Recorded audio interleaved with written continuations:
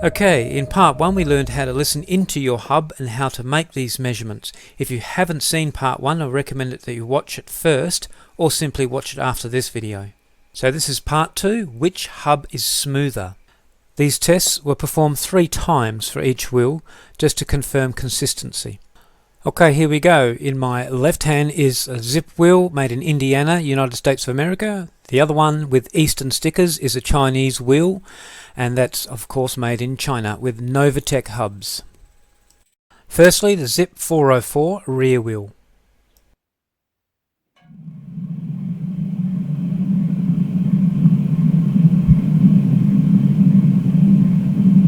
I've amplified the sound so you can hear it clearly. But as you can see here, the waveform is actually quite small, indicating quite a smooth bearing system. Maximising the volume now, we do see a difference between the spikes and the average minimal volume, so there is a slight roughness in the bearings. Over to a spectrum analyzer now, and we can see there's the typical resonance area, which is probably a combination of the truing stand and the wheel itself. Other than that, down the bottom, very clean.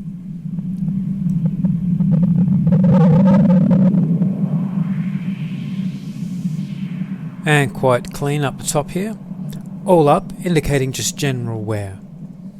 And now over to our Chinese wheel, which has a Novatec F372 hub.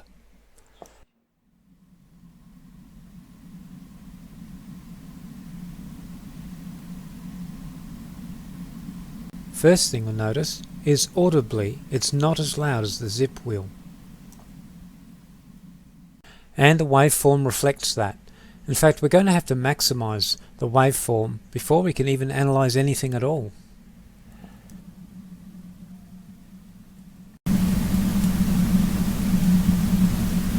Here we can see the difference between the volume spikes and the general average low volume is even smaller than the rear Zip wheel.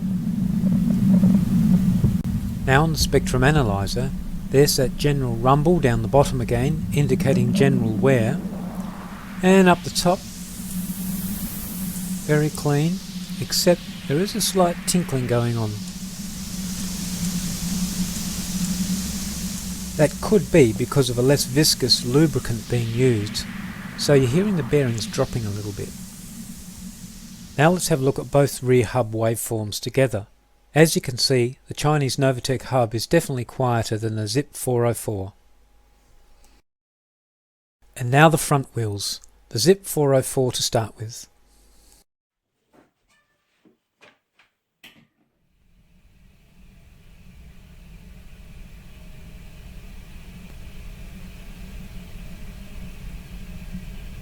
Audibly, very quiet indeed.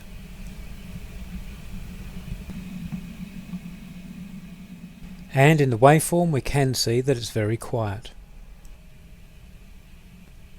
And because the volume is so low, the waveform analyzer has automatically boosted the volume even more than with the rear wheels.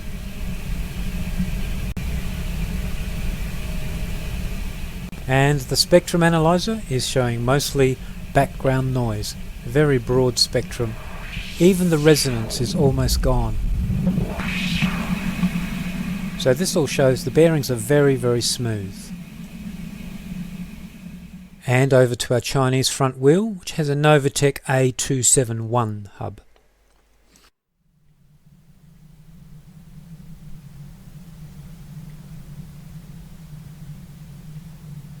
It sounds almost identical to the Zip front wheel. And the waveform's very small as well. So maximising the volume, there seems to be hardly any difference between these two front wheels. Except here again is that ticking, just the same as in the rear wheel.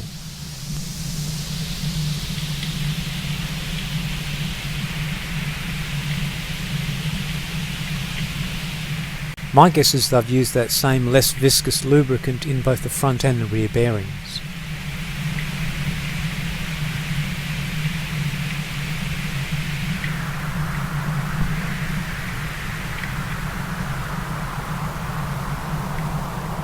Both the Zip wheels and the Chinese wheels have done over 3,000 kilometers now. And here's both waveforms together for the front hubs, and you can see the Chinese Novatec hub is ever so slightly smoother than the Zip 404. But wait a minute, what does all this really mean? Firstly, a rougher hub bearing system means a greater loss of yaw power to the road. And secondly, it means a reduced life of your hub bearings. So firstly, how much power is really lost? Consider the rolling resistance of one of your wheel's tyres, and the rolling resistance is expressed as a coefficient, and this is the resistive force divided by the load that is being carried. That equals your coefficient. A typical coefficient of a tyre that's 700C by 25 and riding at 90 pounds per square inch is 0.005. That's 5/1000ths of the power you're putting in. And now going back to the hub, a hub's coefficient is 0.000054. So this highlights how little hub resistance matters compared to the tyre's efficiency, up to 100 times.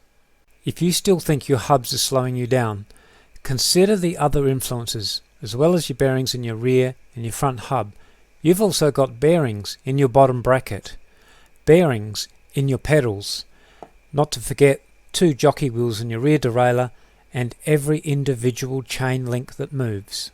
Now that we know how small the resistance of hub bearings present, we'll next consider how to increase the life of those hub bearings in part 3 of this video series.